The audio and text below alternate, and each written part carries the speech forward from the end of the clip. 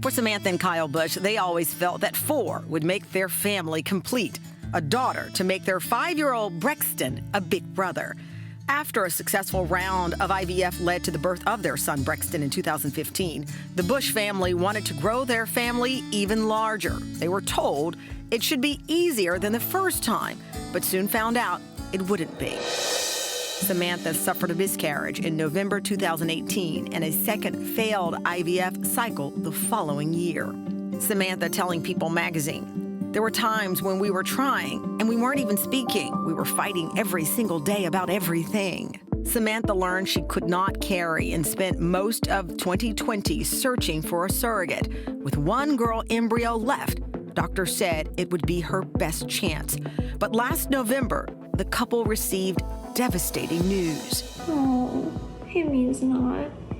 A negative pregnancy test confirmed that the procedure had failed. I don't understand why it's not working. Refusing to let their last girl embryo be the end of their journey, Samantha and Kyle kept their faith and started the process all over again from square one. We got 31 eggs. 5 of them looked really good as they made it to blasted day 5. They were all girls. All of them were girls. Just months after thinking their journey may end, Samantha and Kyle have found new hope for the future. She's in there, and I just pray that this is the time that it all works. I'm so excited. Samantha and Kyle Busch join us now from their home in North Carolina. I hadn't even seen your face, Samantha, and I'm already crying, and you're crying.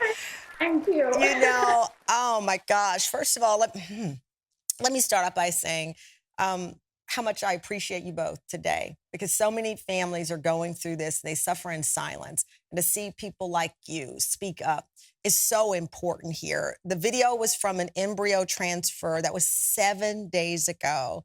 How are you feeling, Samantha?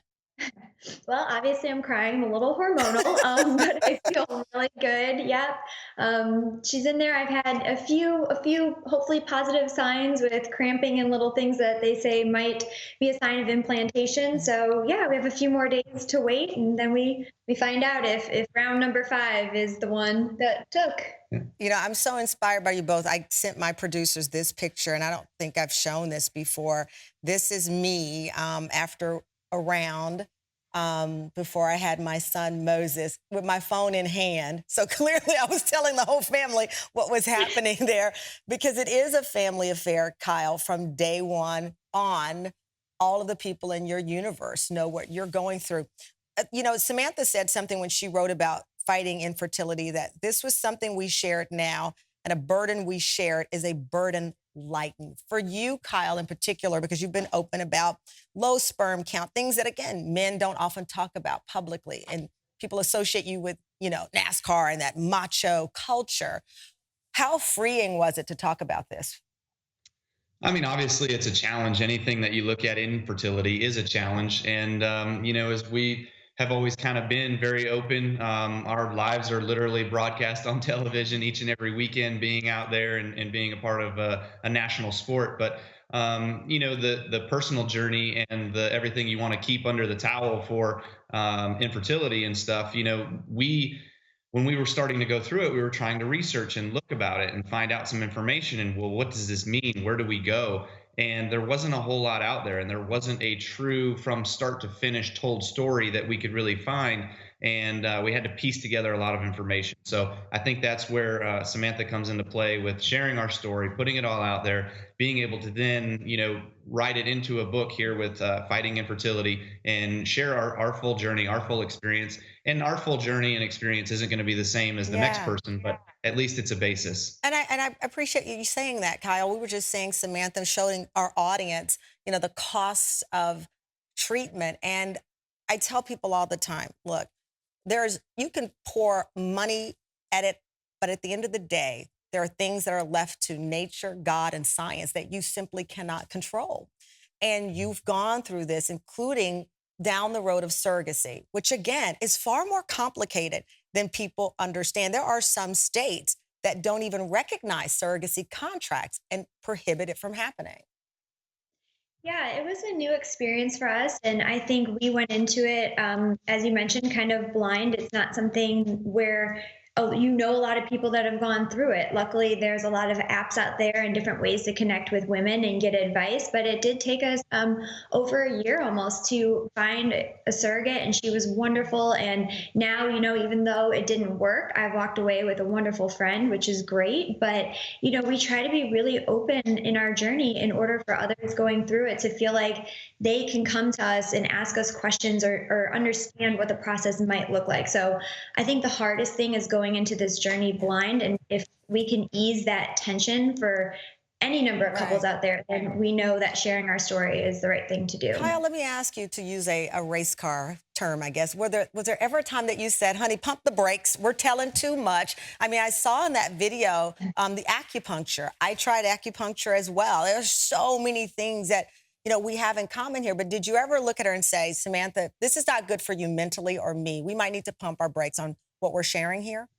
I think one of the biggest things for us was just, getting into the fact of when we went through the miscarriage and then we went through the failed cycle, there was a bit of a difficult time for her grieving in the way that she was grieving versus my grieving in the way that I did through that. And so there was a bit of a disconnect between the two of us, and our communication wasn't flowing as easily between each other and being able to communicate the way that she was feeling, I was feeling. And so we sought help. And, that was the biggest thing that kind of helped us talk to one another and to be able to get through the struggles. Yeah. Yeah, and I think when everyone's on Instagram and they're posting pictures of happy couples and doing the shots together, you know, if you're having troubles in your marriage, you're looking at that and saying, well, why aren't things like that for us? And so we wanted to put it out there that not everything that you see on social media is rainbows and puppies. It's hard times and there's hard conversations. And we wanted to put in there that we did seek the help of a therapist in order to learn how to recommunicate with each other through these trials. And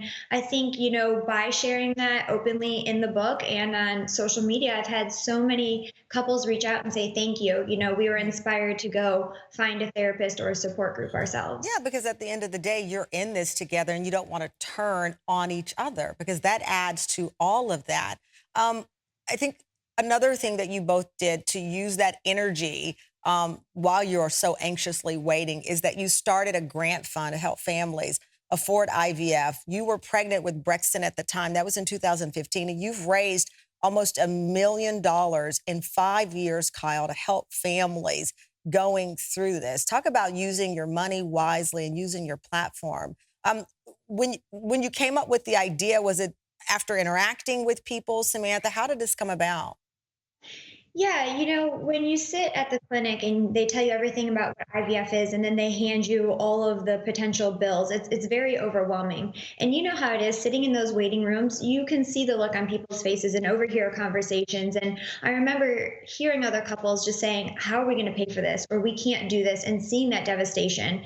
And so we know that God put us through this for a reason, and that reason was to use our platform and also to help with financial grants. And so we're really excited to say that in 5 years, we've helped 70 couples. Wow. We have 37 babies born. Actually, that couple right there on the screen just had a baby. Oh my gosh. Yeah, and we have 4 more on the way this year. So, you know, these trials have definitely turned into a great thing by being able to help other couples. So Kyle, when you help all of those families, are you now agreeing to babysit so they can have date night after?